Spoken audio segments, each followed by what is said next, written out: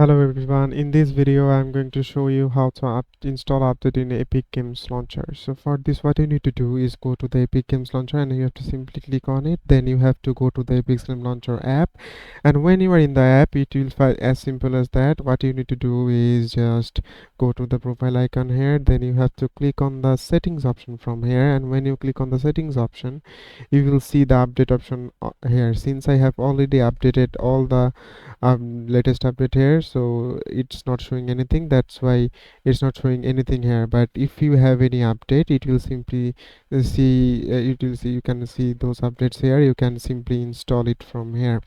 And if that's not working, that your updates are not working, then what you can do is simply uninstall the Epic Games by clicking on the start button. Then you have to search for the Epic Games from here, then you have to simply right click on it, then you have to click on the uninstall option from here. After that you have to reinstall that game, I mean the Epic's game launcher.